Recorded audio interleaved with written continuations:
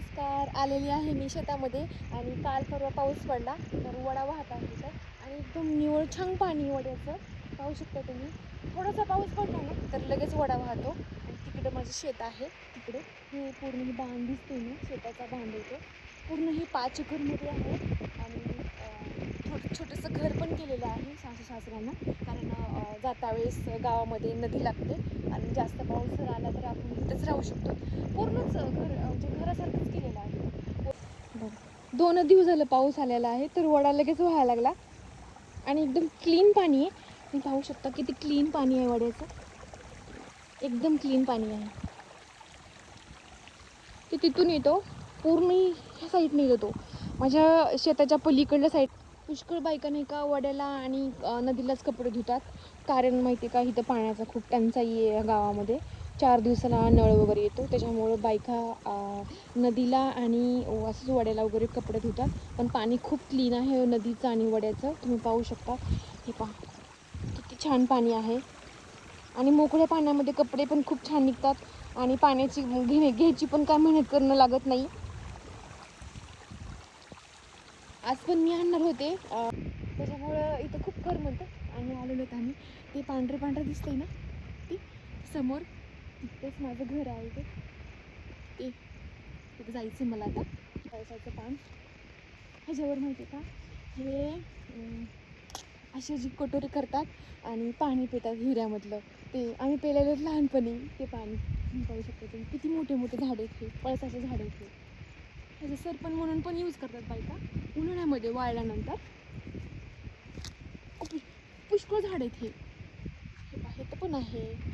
तिकडे कुणीतरी शेळ्या चारत आहेत आणि सासूबाई आमची येऊन देत नाही बांधावरती, कारण लोक काय करतात, हे मोठे मोठे झाड दिसत आहेत ना, हे असे फटे तोडतात आणि शेळ्या टाकून देतात.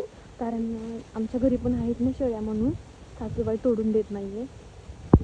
हे शेतामध्ये मी पहिल्यांदा पाहते, हे सुंदर इतका प्लांट आलेला आहे हे, आणि आपण हेच प्लांट नर्सरीमधून विकत घेतो आणि हे शेतामध्ये आलेलं आहे. हे पाहू शकतो तुम्ही, इथे पण आलेलं आहे आणि इथे पण आहे, इथे पण आहे. आणि नंतर हे पण प्लांट आहे, हे झेंडूचे आहेत. हे खूप सारे आलेत हे झेंडूचे प्लांट. हां, लिंबुनीला लिंब कच्चे पण खूप आहेत ना. हे बघ, हो ग, हे पहा लिंबूचं झाड आहे.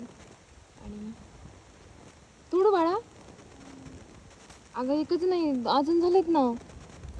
इथं पण आहे.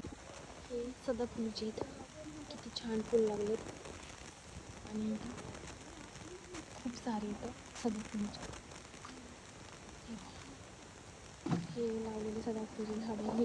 एकदम लिंबुनीच्या झाडाच्या जवळच एक सदाफुलीचे झाड, छान असे फुलं लागलेले आहेत.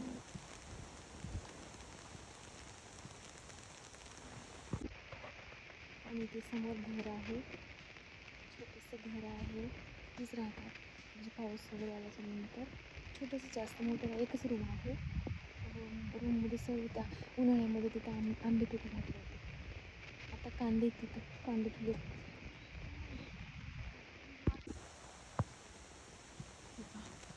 आता कांदे ठेवले तिथून, कांदे ठेवलेत कांदे.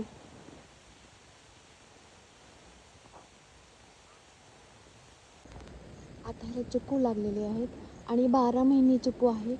आता उन्हाळ्यामध्ये संपलेत हे चिकू आणि अजून परत लागलेत छोटे छोटे, खूपच छोटे.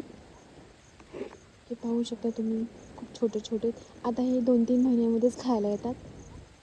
लागलेत हे चिकू, छोटे छोटेच आहेत, खूप खूप छोटे छोटे.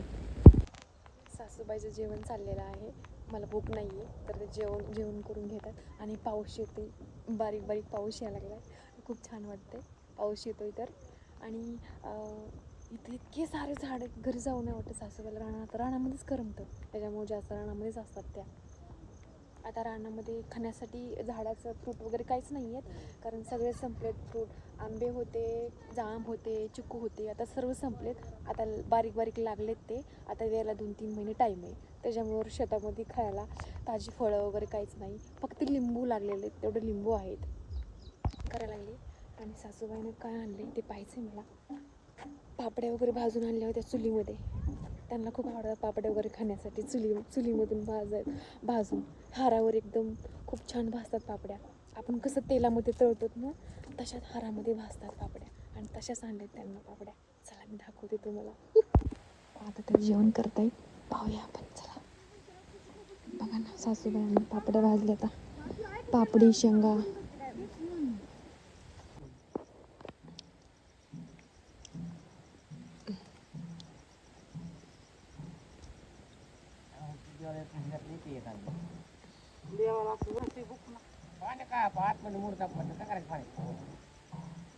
त्यात बांधायचंय त्याच्यामध्ये.